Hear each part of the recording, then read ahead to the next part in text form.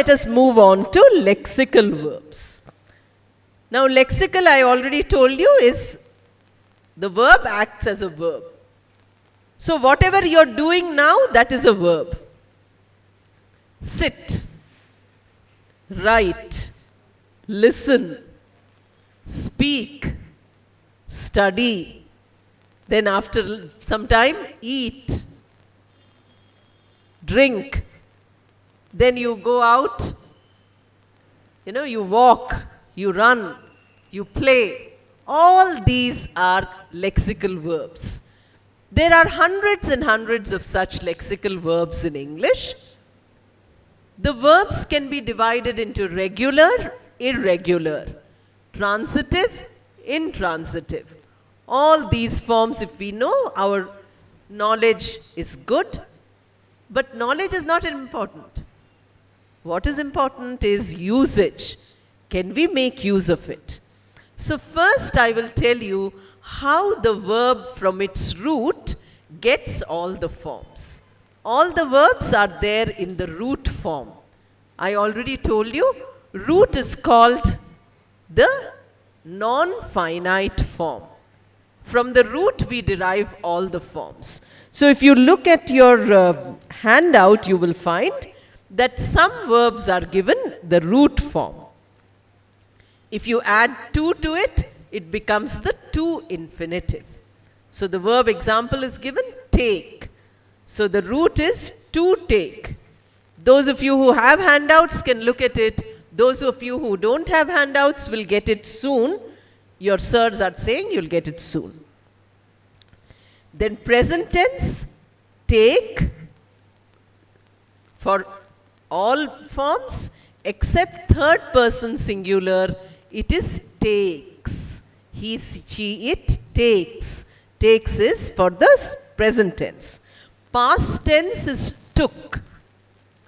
This is a verb which we call as irregular. Why we call it irregular is because it makes a change for making past tense. There are certain verbs which make the past tense and the past participle by adding ed. Take the verb walk or the verb talk. So walk becomes walked. W-A-L-K-E-D. Walked, past tense and past participle, same verb. Walked. Regular. Regular verbs these are called. And then we also, same thing as talk. Most of the verbs in the English language are regular verbs. But the basic actions, the oldest verbs, the verbs of all the important actions, most of them are irregular. So I took an example, take. I gave another example, eat. Also, it is irregular. It doesn't have eated form. Take doesn't have taked form. It has the form took. Then we have the present tense, also derived from the root. And that is taking, add ing. And then you have the next form, and that is the past participle. Sometimes it is the same as the past tense, sometimes it is different for irregular verbs. Here it is different, and that is taken. So we have to know, whenever we see any verb, we have to be able to say all the 5 forms. Any verb, if the verb is in the present tense, you must be able to give all the tenses of that verb. So a good homework for you is write down as many verbs as you know in English. Not new verbs, whatever you know in English. Make these 5 forms. I have given one table and I have asked you to complete that table. Like that you can expand that table. I gave only few verbs. I gave to study, to march, to worry, and so on. So you can make it into 200, 300, 500 verbs and work it out. See how much hard work you have to do to learn English? It's not so easy. I don't have any magic saying, okay, magic, all English finished. The only magic is hard work. And hard work not over a small period of time. Hard work over a long period of time. With my English education and my English teaching, I'm a teacher of English. Still I'm learning English. I can't say I have learned fully because English is not my mother tongue. My mother tongue is different. Therefore, I had to learn with lot of hard work. So please do this hard work.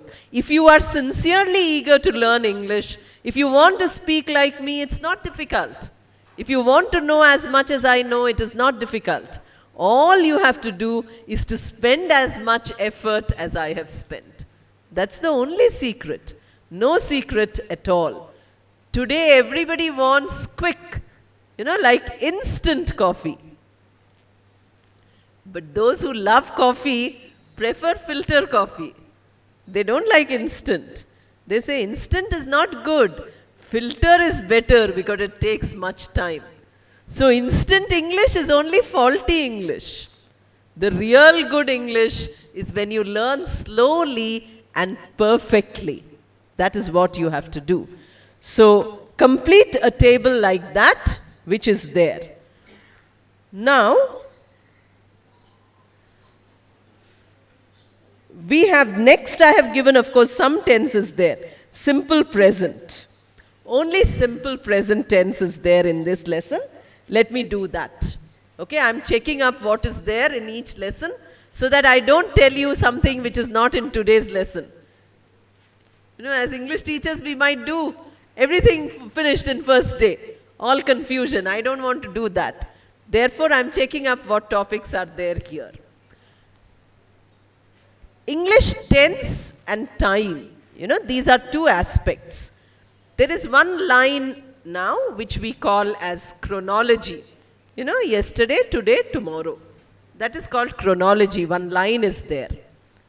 On that line, one point is there, point. That is called the present.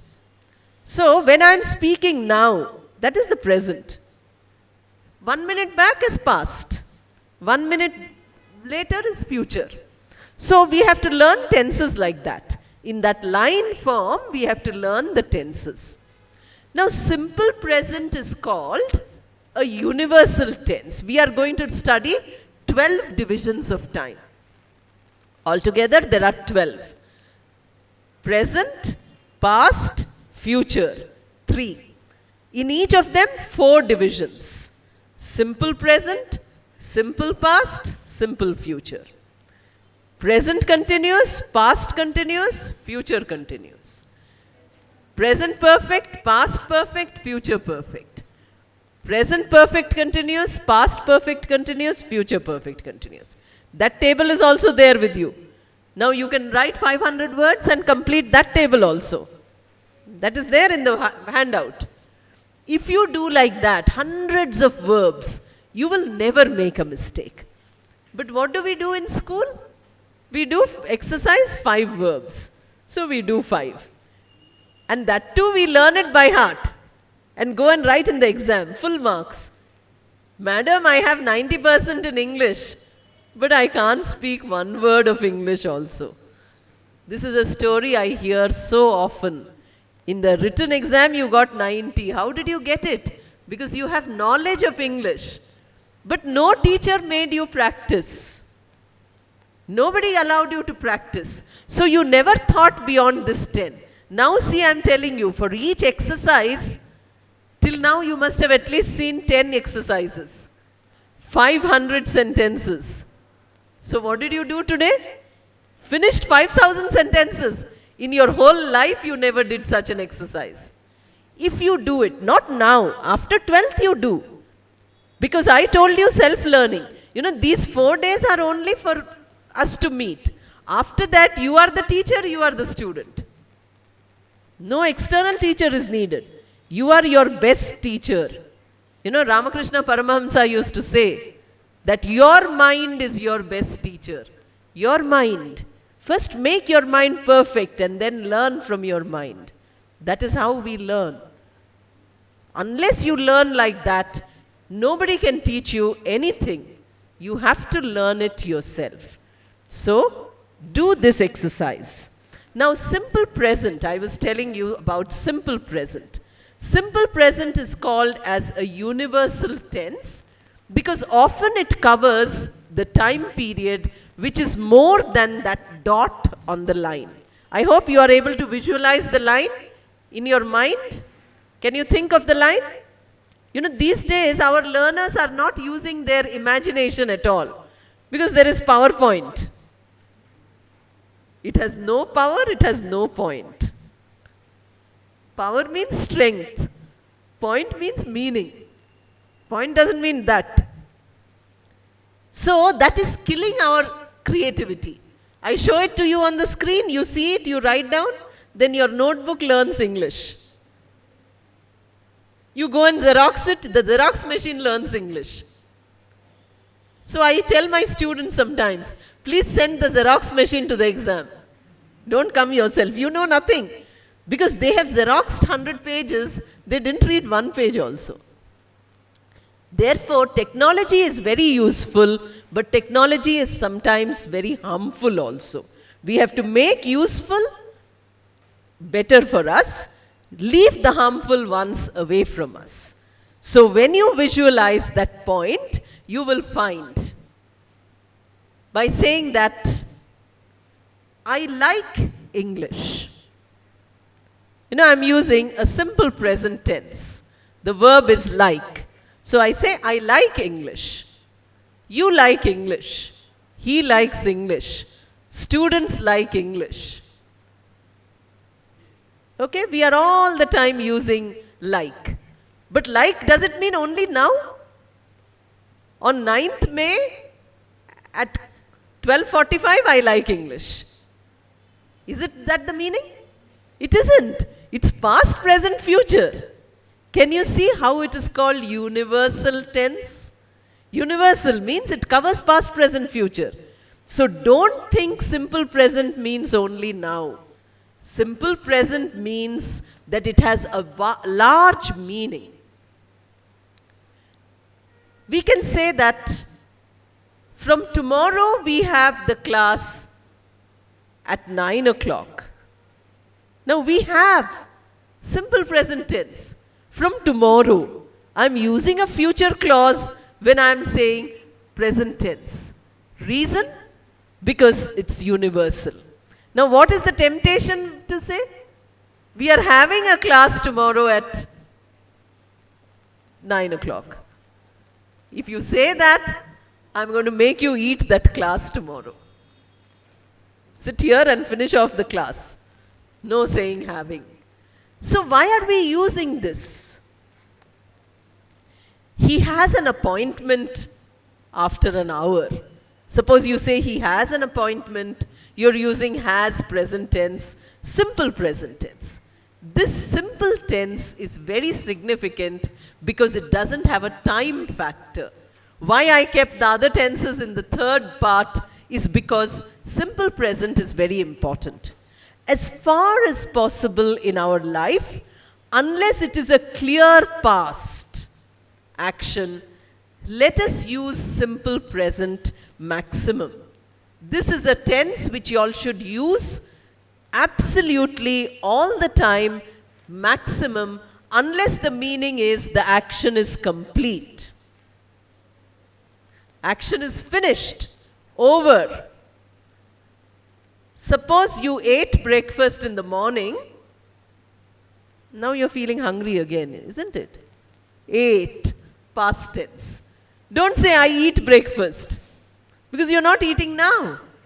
And that food is not with you anymore, digested and gone. So use past tense because you ate breakfast in the morning. There, past tense is essential.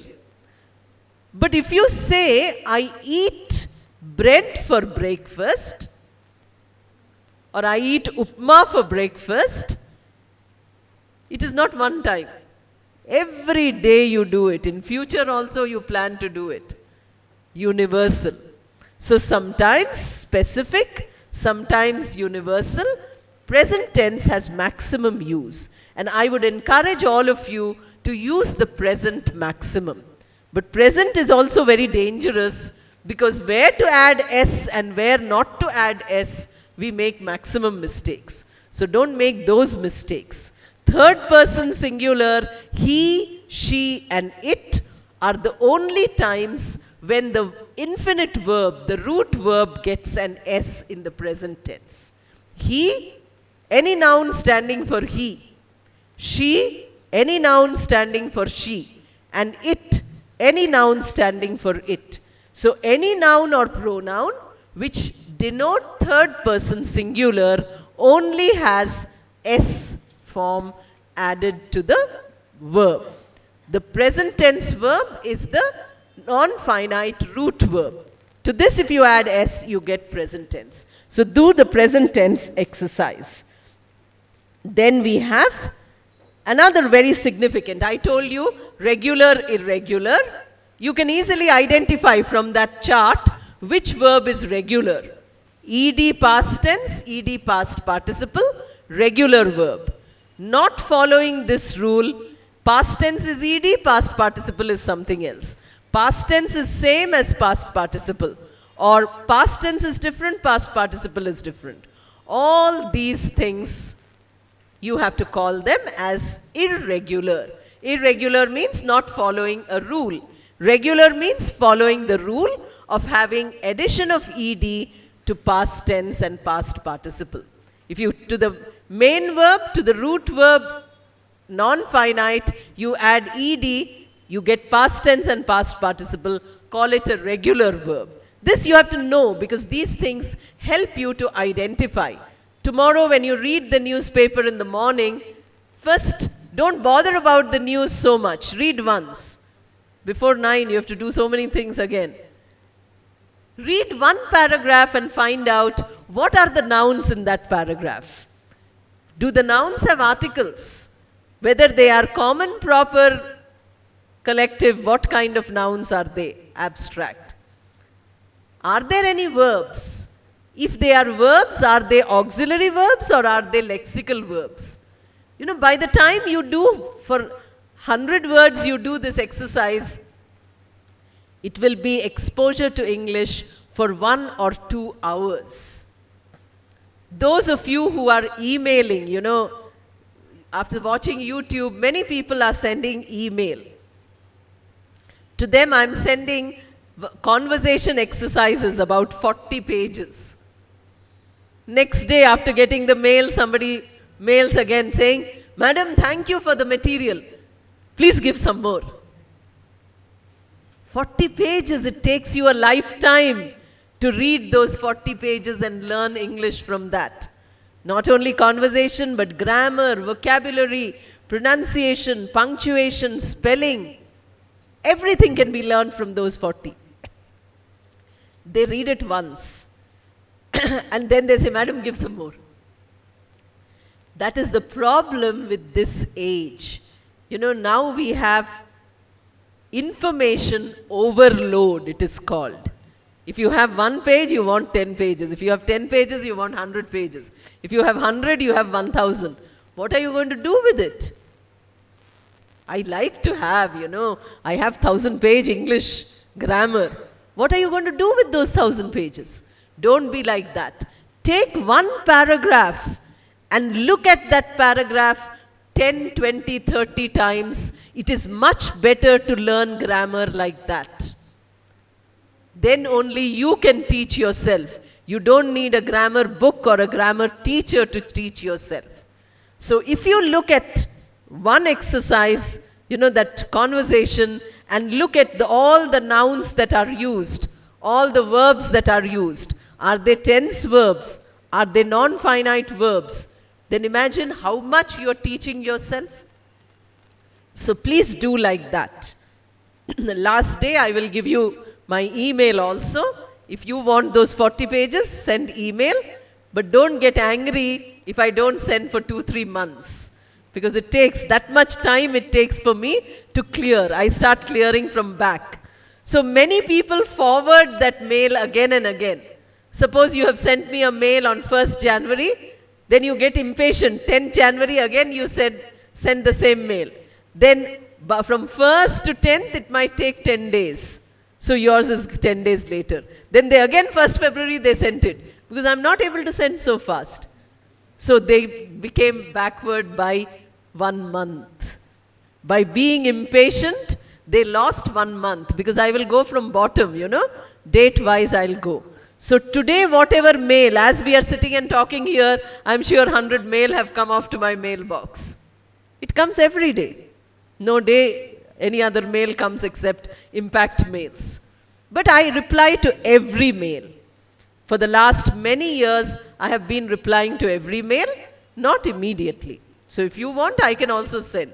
But please remember, if you have even 1 page or 1 paragraph, it is enough to learn excellent English if you know how to use that 1 paragraph, 1 new paragraph per day. So now let me tell you in the last 10 minutes, transitive and intransitive verbs. Now, how often do you look at your dictionary? Do you have a dictionary? Okay, very good. I hope all of you use an English to English dictionary. Which is the best dictionary to use? I won't tell you. Even if you have such a small dictionary, it is best because we don't know all the words in that dictionary also. So why do you want to buy such a big dictionary which you can't carry? It's so heavy that you leave it there. Buy a small dictionary. Any standard good English dictionary is good enough. Make a habit of looking at your dictionary as often as possible. I gave you the verb talk, or I gave you the verb take. Now everybody knows the meaning of these verbs. You say, madam, so silly to look at the dictionary to, find out a word like take. But have you seen the entry on take in your dictionary ever? Go and see it today. First, they will give you the word. Then they will give you how to pronounce the word. Then they will give you how this verb works. What is its function? Is it a verb, or it is a noun, or it is a preposition? Clearly, it will be written. Then they will tell you what are the meanings. 5 or 10 different meanings of the word take will be there. Then take is often used with prepositions where it gets a phrasal verb usage, an idiomatic usage. So take off is different from take on. Although the word take is there in both, the dictionary will make a list. Take up is different from take to. Verb is take, but so many differences. Take off we use for an aeroplane, to start flying, to go. Anything which starts well, we say take off. Today's program took off well. That means we started well on the first day. All of you look happy. So I also feel happy. Because what does a teacher want? Wants only smiles of the students. I'm not saying that you should give anything, except that you're learning. That is real good. Take on is, some challenge comes to you. You face that challenge, it is take on. It has nothing to do with the meaning of the word take. New word. So by knowing one word take, by looking at the dictionary, your vocabulary increases by 5 or 6 or 10 words. Have you ever tried? The dictionary is like playing a game. All of you love playing video games and all those games. Nobody plays a dictionary game. So unfortunate. Nobody reads anymore. Nobody does anything which makes you learn naturally.